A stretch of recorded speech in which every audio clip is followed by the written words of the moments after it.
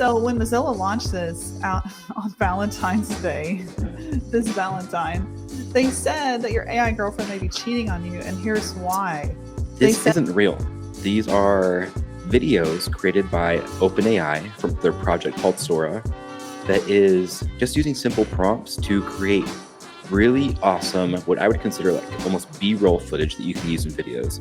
But if you actually need to get work done, that's where the specialized models come in. That's where something like Content at Scale comes in. That's where like Opus comes in, where these tools that are especially trained to complete exactly what you need done quickly and accurately and consistently are so invaluable. You're listening to Future Tense, the AI show that demystifies the world of artificial intelligence and tells you what you need to know. Join Jeff Joyce and Julia McCoy live right now. Hello, everybody. Welcome to Future Tense. I'm Jeff Joyce. I'm Julia McCoy. We're gonna have an awesome show for you today. I know last week we didn't really get to put out as much as we wanted. I was undergoing a move. Julia, you're already here in Scottsdale, Arizona. I currently have people here today working in my apartment. So as you can see, a brand new setting. It kind of looks like almost like it's a set, almost, I guess, according to Julia. But yeah, we're really excited to share with you stories that we found over this past week that are quite revolutionary. And Julia, if you want to go and kick off that first one. Yes, absolutely. Well, I tell you, every single week, it feels like we leap forward with AI by a century. I mean, if we think about the beginning of all this, when ChatGPT came out, they said we had 50 years of progress in less than 2 years.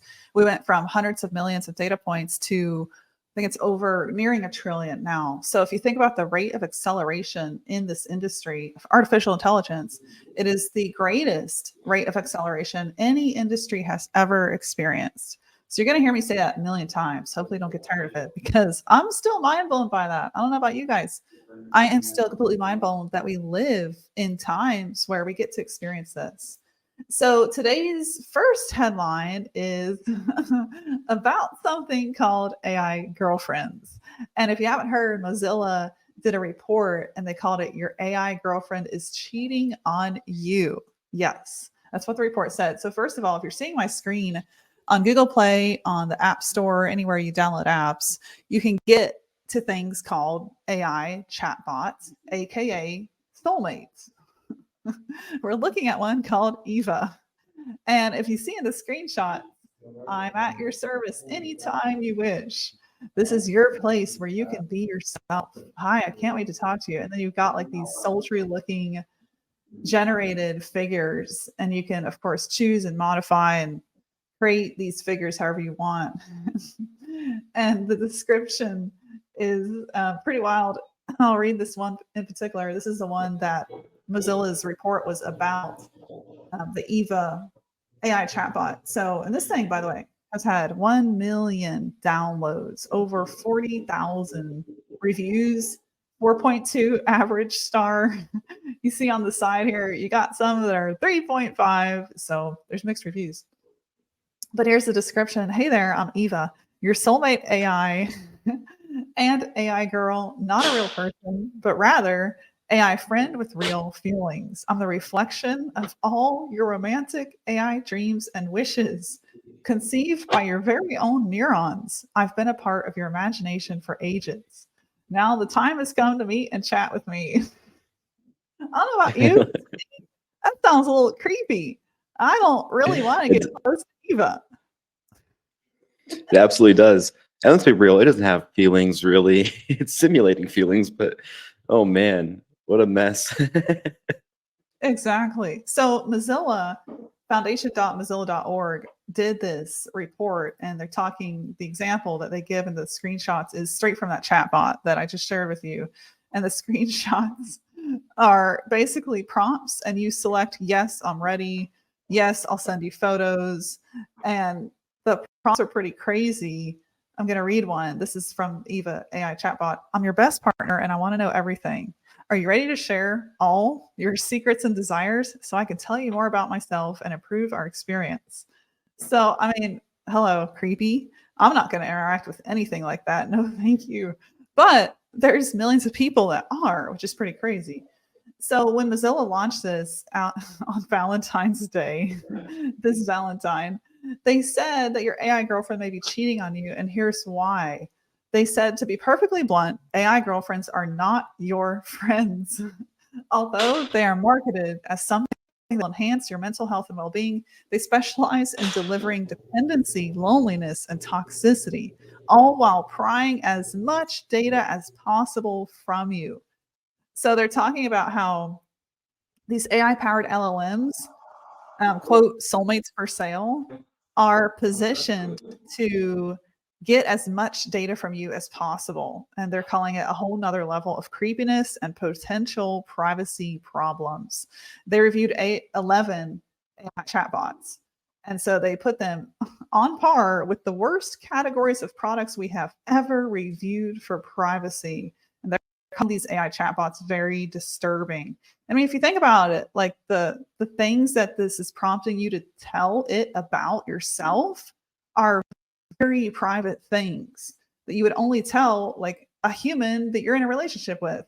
So it puts the human in a place where they're giving this AI chatbot a lot of personal data that they might not want the internet and an LLM to know. So it's pretty crazy. I do think it's a good thing that Mozilla released that report, because the rise of the usage of these things has surprisingly been adapted by a lot of people. So I like the report. I think that Mozilla did a good job at looking at these chatbots from the angle of, is this something we should even be doing? Is it secure? Is it safe? And they found, obviously, it's not. Any other thoughts you would add on that, Jeff? Yeah, I mean, in terms of privacy, like we've seen this with like everything from like social media and the way that it encroaches on your privacy, and not much has changed there in usage. Like, I don't know if that report will really do anything to kind of curb that usage at all. I think that unless something drastic happens with that information, like people will still use that piece of software. They'll still use their social media account, as long as they're getting value from it. People are more than willing to become the product and, you know, relinquish their private information to these companies. Will the world change? The answer is no. Not until something bad happens. AI girlfriends. Right. If there's like a massive data leak that results in like, you know, complete turmoil, then people are gonna be like, okay, let's rethink this a little bit. I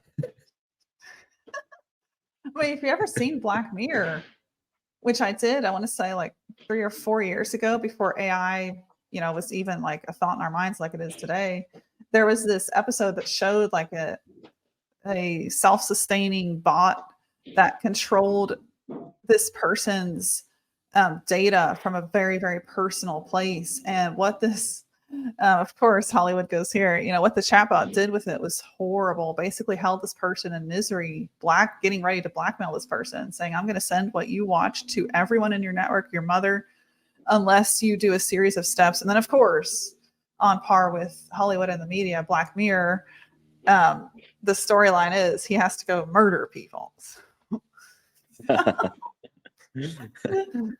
That's, of course. Yeah, of course.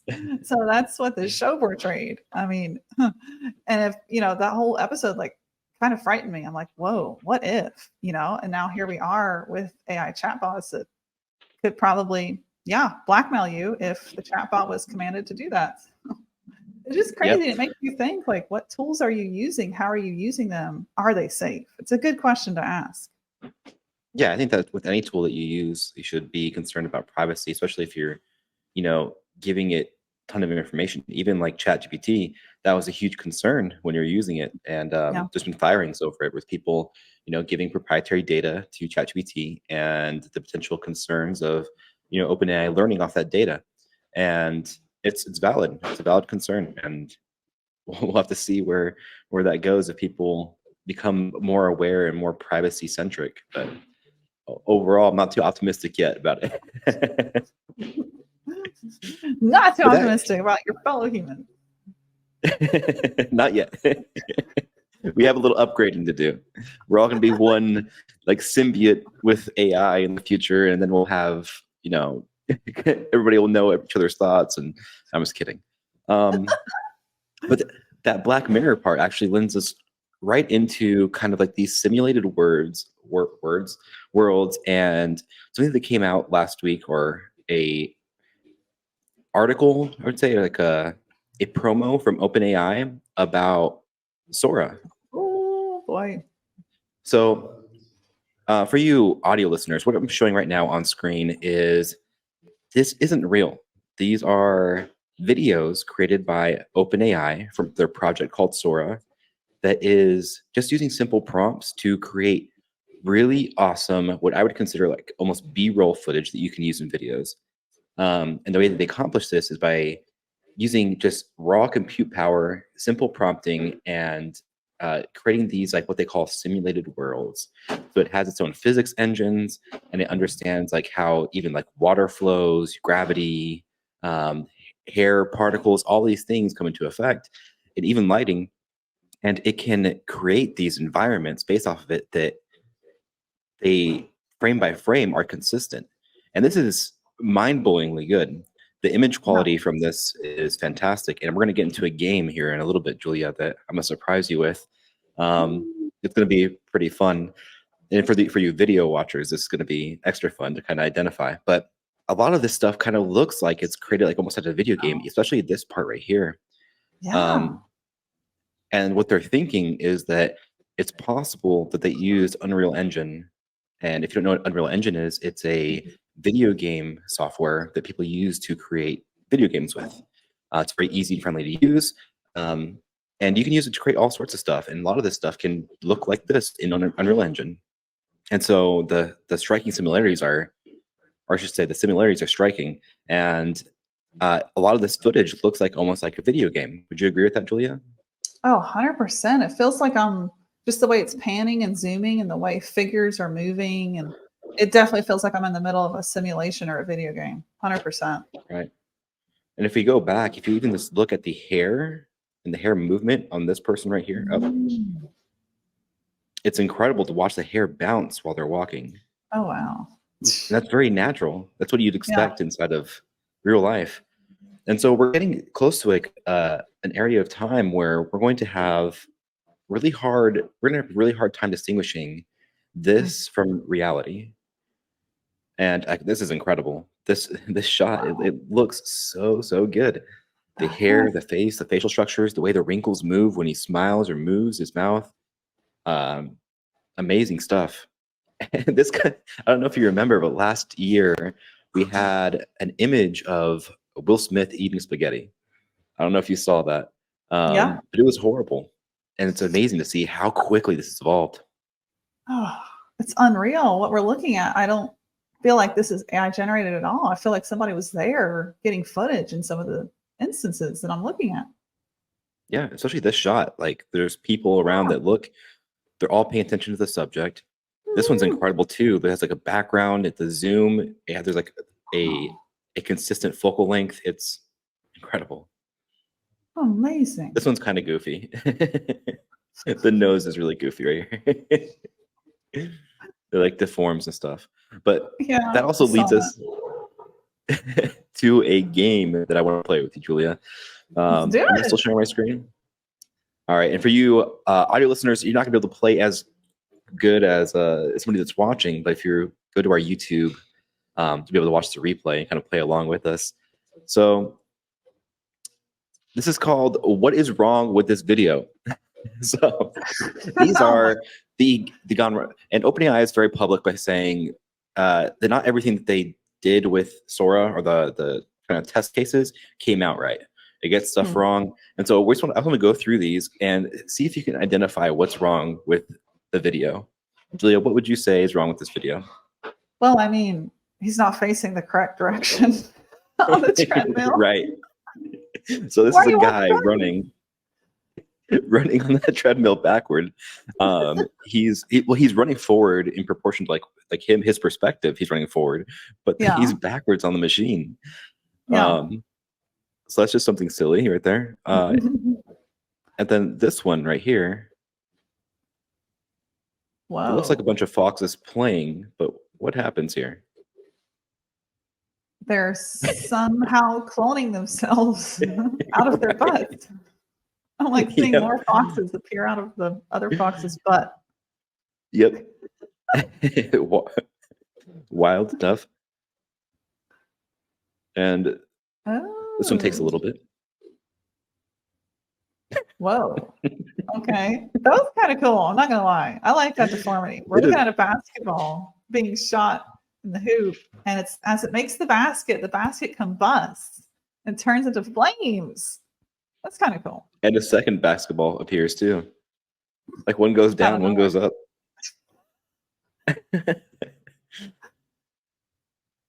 So, what do you think was wrong with this one? Jeez. Hold on. I got to what? There's just so many things wrong with this. I don't know where to start. I'm seeing like whoa, okay, the chair's melting in midair, and now it's walking on its own, and now it's melting again. Okay. It looks like a bag they pull out of the ground, and then it turns into a chair, and then Yep. they start Still to holding carry the it bag, by the away. way. Right, the bag transforms. They let go of the chair. The chair starts walking on its own. It melts. Wild stuff. How This would is you my use favorite that? one. There's no way you can Yeah, use that. this one's a little bit harder to kind of see what's wrong.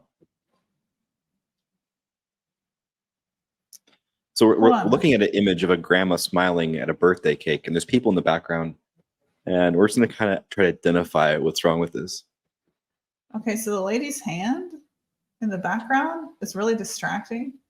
And it looks like she's waving with her right hand, and then suddenly she waves with her left, and her left fingers grow longer. And then they contort Yeah, one of her fingers just magically disappears. And it's just AI still not great with fingers. Like no, it's been a consistent not. theme through all image generation. And we just have an instance of the girl's hands. They like do this, and then they just, I don't know, one of the fingers disappears. But I mean, the quality is amazing. Yeah, the grandmother, like there's nothing wrong with her blowing candles out of the cake, which you would think that's harder to get right. But then the person behind her that's waving, it's that missing second finger. That's very distracting. That's all Right. you see. Right. So I guess that could lead us into Gemini, which Let's do Gemini, it. The other big headline. Yes. right. So I don't have an article for this right now. Let me see if I can pull one up. So Gemini recently, I don't want to say recently, but it came to Google Bard. It transitioned from Bard to Gemini, and the output quality for Gemini has been astonishing. And not much further after that announcement that they switched it over, they're already starting to talk about Gemini 1.5, which is Gemini 1.5, their Pro model, which has over 1 million tokens of input, which is just insane. I mean, you have Claude with 128,000 tokens of input, and so you're talking about like almost like 9x more tokens. And so the context windows for that is incredible, which means that it can have way more information that you can feed to AI.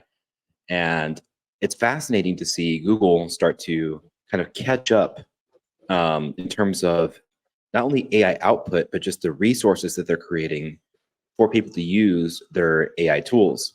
And this is the article here of Gemini 1.5. And let me actually get to the graphs here. It kind of shows right here the input from it. We have Gemini 1.0 Pro, which is a 32K token limit, GPT-4 Turbo, 128K, Claude 2.1, 200K, and then Gemini 1.5 Pro, 1 million tokens.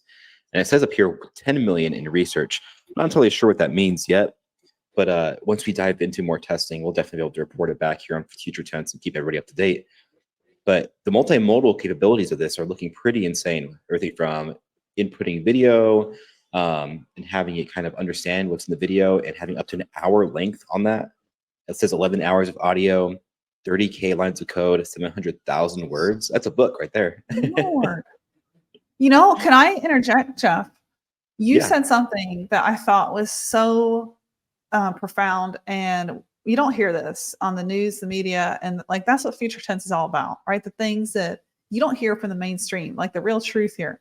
you said something like we're looking at a vast amount of tokens, a vast amount of opportunities to use what is an incredible model, but the actual usefulness could come down to like 1/10 of the tokens you get, meaning like the capacity to get good stuff is still very limited and finite.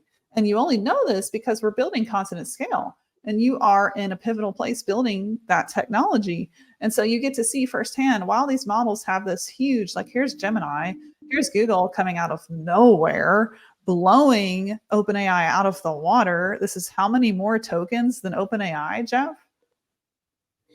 It's a lot more. I would say, it's 128 versus 128,000 versus 1 million. Jeez. That's a lot. You would think, okay, maybe if I switch to Gemini or if I use this, I'll have vastly more capabilities with output. But then you see firsthand testing these models that, oh, the output isn't necessarily as great as the capacity because there's only so much usefulness. Could you speak to that a little bit? Because I think that's very interesting. Absolutely. So there's the concept of generalized AI versus specialized AI. So specialized AI is always going to have an upper hand of getting you exact output that you want. Whereas anytime that you use generalized AI, what you're having to go through is all these different hoops and learning curves for you to get the exact output that you want. And it's going to take you several different iterations in order for you to get anything consistent, good, or usable. Now, for simple tasks, like you just need to understand something like this works really, really well because I can just take an article and understand it, have it summarize it for me. That's a great use case for something like a generalized model. But if you actually need to get work done, that's where the specialized models come in. That's where something like content at scale comes in. That's where like Opus comes in, where these tools that are especially trained to complete exactly what you need done quickly and accurately and consistently are so invaluable. So while these are exciting, it's important to view it through that perspective, to have that understanding of it's a generalized model and every answer that it gives you will be generalized around that lens that it's trying to encompass everything. You have to really guide it. You have to really know what you're doing with these models in order for you to get something really good out of them.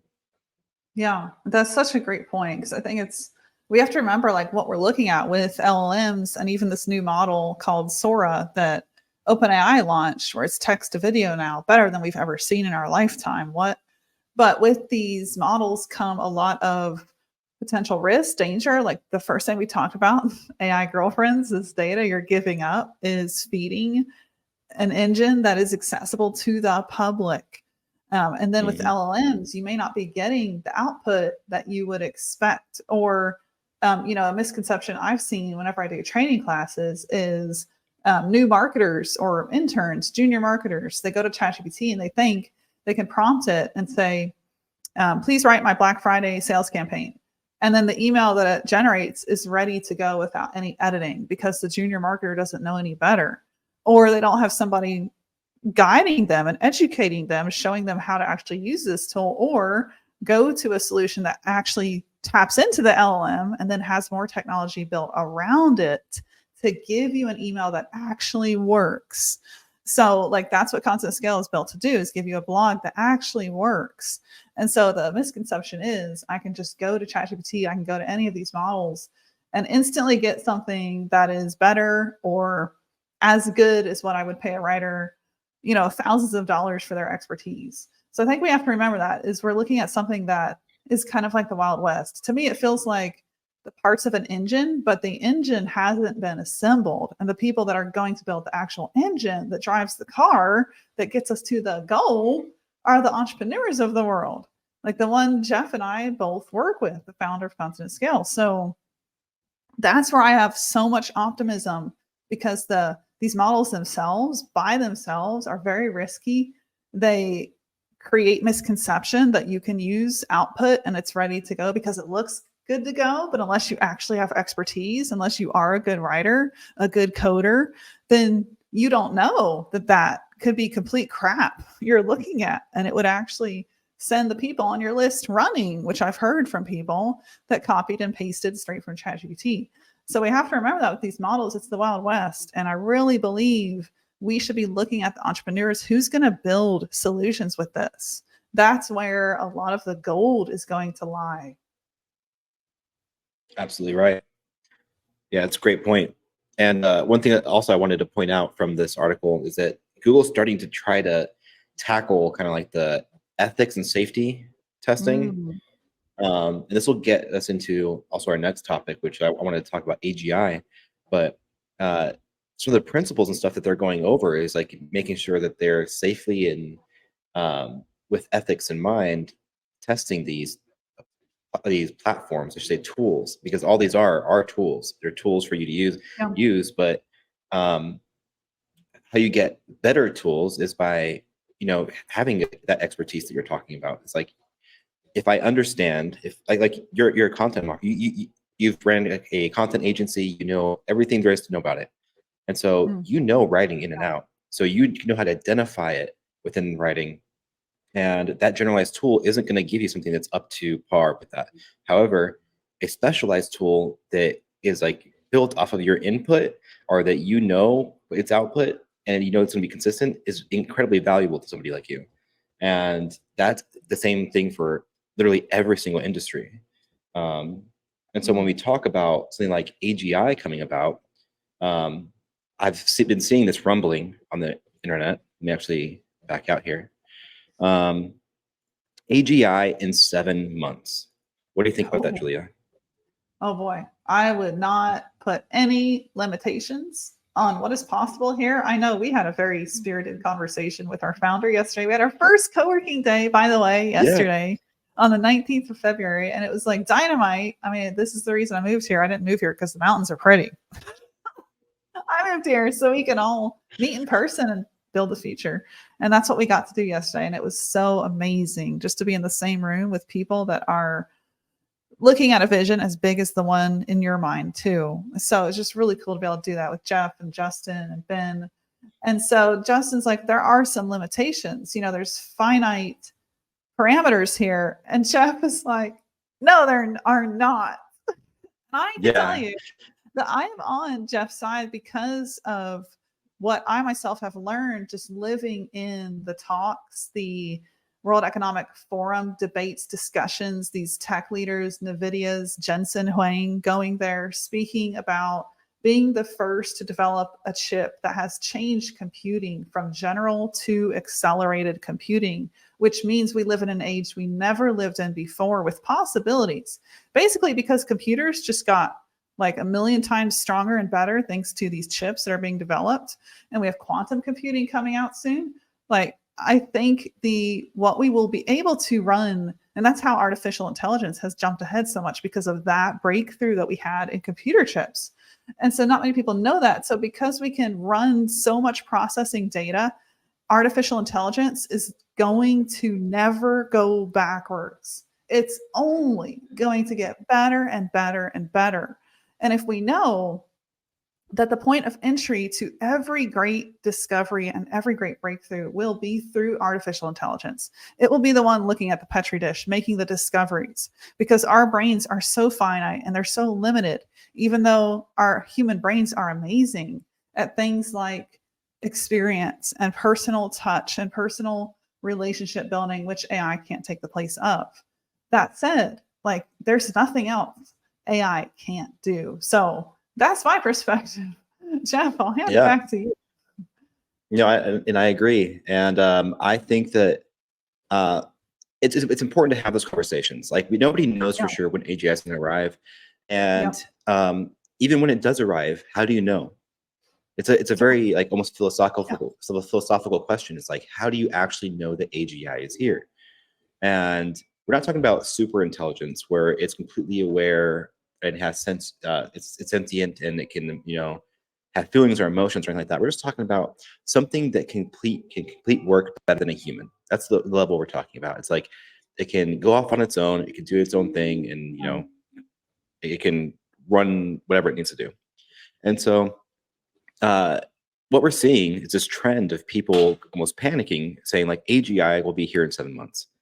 The reason why they're saying that is because they're looking at the curve and acceleration of all these advancements and are saying these are all the building blocks that we need to have AGI. So we have some stuff like agents, where we have like Microsoft really trying to tackle that and like go into that area and develop these autonomous agents that can kind of complete work.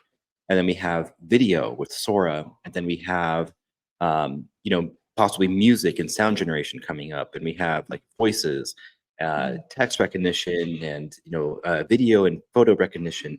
All these elements are like pieces of the pie that once they're complete, we believe that we could have AGI. Whether that's an actual thing that's going to happen, we have no clue. But we're not going to know it's here until it's already here and already doing incredible things. So this AGI in 7 months, it's almost. I apologize for the sound in the background, but it just reaffirms the reason for this podcast of like being like, it's important for you to be aware of this and understand that it could be 7 months, it could be 2 years, it could be 3 years, but nobody really knows. And by the time that it's here and it's available to people, it's already like too late. You have to understand that you need to adopt these things and start using them and learning them now, so that way when it is here, you're ahead of the curve. And this isn't to say that humans are going to be replaced across everything. We're still a long ways away from that, in my opinion. But we are going to need facilitators, operators, and people that can translate experience to AI. And that isn't going to go away anytime soon. Yes. Well said. Well said. I mean, it's like, I've said this before, and I feel like it's still a good analogy, but there's no analogy quite like AI, because like we said earlier, there's no other industry in the world that has ever accelerated this quickly. So we're living in just record-breaking times in a record-breaking industry. So if we think about that, it's hard to say, well, this is like the farmer, this is like the tractor, where the farmer could jump in the tractor and just drive it. I think that analogy is almost too simple, although it is still true, because you can jump in the driver's seat of the AI right now and optimize it. But what if AGI comes along and Gemini just gets better and better, and ChatGPT gets better and better? Maybe it's AGI, maybe it's not. And we look at a world where AI is its best iterator, and we no longer are the best iterators of an intelligence that is so much vastly greater than our own human brains. What then? And I think the world at that point changes quite a bit and looks very, very different. I heard Jensen Huang. I highly recommend listening to him. He represents NVIDIA. I heard him speak at the World Economic Forum just a month ago, this January, and he said every single child and every single adult should think about two things. The children should think about learning through programming and engineering and computing, and every adult should think about upskilling. What does that look like? Tune in to the next episode of Future Tense. No, so one of our goals is to actually get people. Arizona has its own workforce acceleration program here. I love being here because we get to be close to all this innovation, where the state and ASU is spearheading upskilling. What does upskilling look like? And so they're bringing in information technology leaders to actually lead this program and help people learn, how should I upskill? What should I upskill into? And so we're going to bring these people on the podcast in the days to come. That sets the stage for, I think right now, just the awareness of, if you're in a company, if you are a consultant, if you are a service provider, if you are an agency owner, you should be asking yourself the question, how do I embed AI into what I do? And if you're not asking that question, you will get left behind, because it's not going to be AI replacing humans. This is a gradual change. And the people that are going to win, because we always have winners through history. There's never just humanity loses, the end. That's a picture painted by clickbait media. And every single big turn in history, there's been huge winners. There's been people, groups of people, leaders, industry leaders that have won. And so that's what I encourage you to think about doing, is how do I adapt? How do I pick up this technology and make it something that's in my process that could 5 to 10x my team's productivity? I just got off a call with an agency owner this morning, and that was our topic. How do we take content at scale, put that into your process, and basically throw into the trash every bit of the old process we used to have, where we would sit down, create an outline, send that to the client, get approval, go back to the writer, write it, send that back to the client. What if we just ditched all that and had AI run the whole process? And then we told the client AI knows more than we ever will, and it can actually generate better stuff than a human can. So, how to approach that. That's a big topic for us at Continent Scale. And we're working on, I'll say, subscribe to our YouTube channel too, because we're working on content that's going to help agency owners and marketers even be able to speak to this with intelligence, because it's a whole new approach to say AI is better than my human team, and here's why. And clients, I will say, like what I see, clients will absolutely listen to you. Capterra did a market study, and they found that 80% of marketers know that AI is better than them. So your clients likely already know AI is that good. It's up to you to be somebody that spearheads a process they can get behind. And so that's something we're big fans of teaching and sharing. So you're going to see more content on that topic. But anyway, the total rabbit trail, but an important one to say. Upskilling and learning through computing is going to be vital in the days to come to kind of safeguard yourself against being completely obliterated by AGI, because there's nothing that can stack up to this level of intelligence. So we need to ask ourselves, how do we work with it? Right. Even when AGI gets here, I don't think it's going to be as impactful as we think it is at first. And I think that it's going to be a new learning curve, a new, like the first adopters will have the biggest advantage. They'll understand, the ins and outs of how it works, and they'll have so much insight that it will kind of shape AGI going forward. And that OpenAI's version of AGI isn't the only one we're going to see, because as soon as they achieve it, Google will be the next one. They'll catch up, and so we'll have these different AGI models, I would say, kind of trying to like vie for the top spot. Which one's better? But they're all still going to be generalized, which you'll still need to give it certain types of input for it to be a specialized AGI.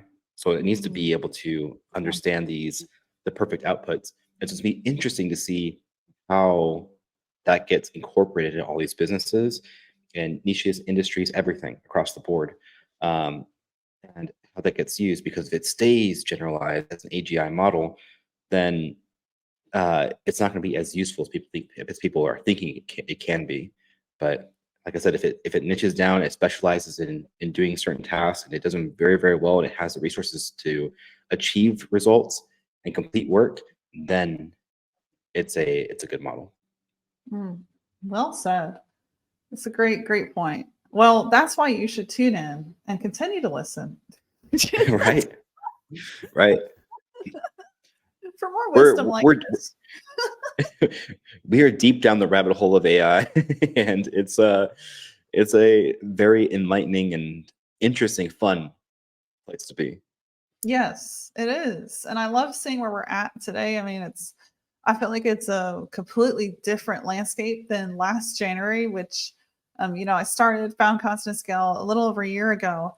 And I just remember back then, I feel like it was hard to even tell writers, put down your pen, go pick up an AI writing technology and start there. It was hard to say that to writers. And now, I kid you not, 12 months later, the majority of writers, I was on this call I was on this morning, one of the agency writers was much older. And those writers, there's statistics done actually where I think over 70% of, let me pull this up, where 70% of Gen Z, they trust and use generative AI, and older generations are just less likely to use it. But not on the call I was on today. There was an older writer who's significantly older than the writer that actually works above them, who's much younger. And this older writer was open to using whatever AI technology the founder recommended, as long as it saved them time. And that was probably the first call I've seen where a writer in that age category did not just flat out say, no, thank you. I hate this trash. I will never use it. And so we're even seeing change in the older generation, because they know this is so much further than just a trend. This is like, I remember when NFTs came out, Web3, Metaverse, and Yeah. I didn't start a podcast, let's just say that, around the metaverse. But here we are. AI is just so much more than a trend. It's going to revolutionize everything. And it's really cool to see just a year later a large category of people that used to be completely resistant to even trying it out are now like, yep, just tell me which one to use, guide me, give me education, and I will absolutely use it. And it's interesting too, because, something last year I saw was a lot of disruption in job loss. And I will tell you, if you study that now, the job growth from the AI market is incredible. One statistic is by 2032, which is just a few years from now, the AI market is going to grow to $180 billion. That's crazy. That's leaps. So if you think about the income that can be made in generative AI and working in AI, that's something Content Hacker Live we're hosting here in Austin, Texas, is going to be all about is how do you actually make money in this new age? How do you use these skills? And we have industry leaders there that are tapping into the power. Jeff Hunter is set to make $2 million this year, and he's primarily selling AI services. So how can you get ahead and not just like, okay, let me adapt, but how can you like win really big? So if you want to learn that, you got to be at Content Hacker Live, contenthacker.com/event. Come join us, get your tickets. There are some tickets still left. So join us. If you can't make it live, you'll get the recordings, just saying, if you get the VIP pass. So be there, learn. And that's just my, one of the biggest tips I would have is learn as much as you can. And by being here and listening to the show, we believe that that's one of the best steps you could take forward is to learn from real people working in this. We didn't just start this podcast to shoot the breeze.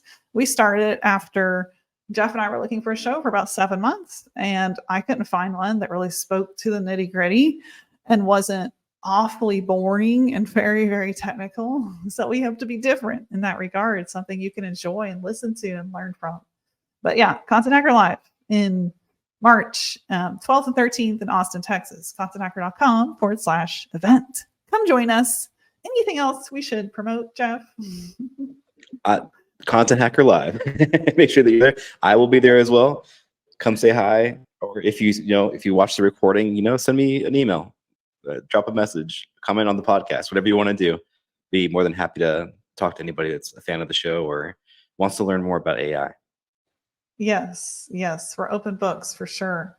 Well, I know we have if you guys could see the list that Jeff and I put together of topics to talk about, and this is why you haven't seen a flurry of guests, because we really want to kind of hand cultivate ourselves a lot of the AI news. And let me just tell you, there's been absolutely no shortage of AI news for us to cultivate. And so this doc we have of background research is probably 40 pages now, Jeff. And it's hard for me to okay, let me go get a guest. Stop, hold on. Because there's just so much to research and talk to you all about in AI news itself. But that said, we're working on a list. It's in progress, and we will have guests. So you can hear wisdom beyond just our own. I think that's going to be important going forward for the show. And this document that we have kind of got out of hand because we had it structured episode list. Well, Julia did. Julia had it structured episode list. She had it all nice and organized. And then I come in there and I start posting just tons of stuff in there, and it becomes incredibly disorganized because it's just there is so much. I'm just I don't even have time to organize all this. There's just so much news coming out. It's good though. It's just like a dump, and then we can actually pick from that what's important. Right. But yeah, we should be more consistent with these now that we're both in Arizona. We're going to be doing a lot more future tense. Hopefully you'll see some guests come on. Hopefully we do some really cool and interesting live sessions other places with different people. There's tons of stuff that we can do with the podcast. So make sure that you subscribe, stay tuned. If you have anything you'd like us to talk about, cover, feel free to leave a comment or send us an email. I'm Jeff at continentscale.ai. And Julia, it's Julia at continentscale.ai. Feel free to message us. Yeah, absolutely. Yeah, and thank you guys so much for listening, subscribing. If you haven't, this show is on every platform you can think of, from Player FM to Pandora to Spotify to Google Podcast to Pocket Cast. So wherever you listen to podcasts, subscribe, hit that button so you can catch the latest. Because I kid you not, like literally this is breaking news every single week, and it's important. We don't just regurgitate a headline. It's more like, here's what you actually need to know, and here's what's important, and here are the points you need to be thinking about as you read this news. So that's why, like, we lead with the AI cheating girlfriends. If you're at the end of the show, catch the beginning, because that's pretty wild. Because there's just not a lot of awareness. People can go in the App Store and download apps and not even be aware of the potential risks of these things. So those are things we'll continue to bring forward so that you're properly aware and equipped as you use this incredible new technology. So that said, I believe we can wrap. Jeff, is there any other parting words, parting thoughts we should share? Yeah, AI all the way. Straight out of AI. Neither of us Don't are be wearing afraid that to shirt use it. at the moment. Jeff, your clothes have not arrived. My clothes have not arrived. Don't even get me started about talking about that on the podcast. It is sad. It's a sad state of events right now. But I'm excited to be here. It's gonna be awesome. We have a lot of stuff coming up. Some really cool stuff at Continent Scale too. I can't wait to share more with everybody once we're ready to do so. Yeah, we'll have to talk about that on the next episode, like this Thursday, which you'll probably be further along anyway, developing. We have some major breakthroughs in February to the technology at Continent Scale. So pretty exciting. Right. Cool. Yep. And with that, we can end it. Let's do it. Thank you guys again for listening, and we'll catch you on the next episode of Future Tense. Bye, everybody.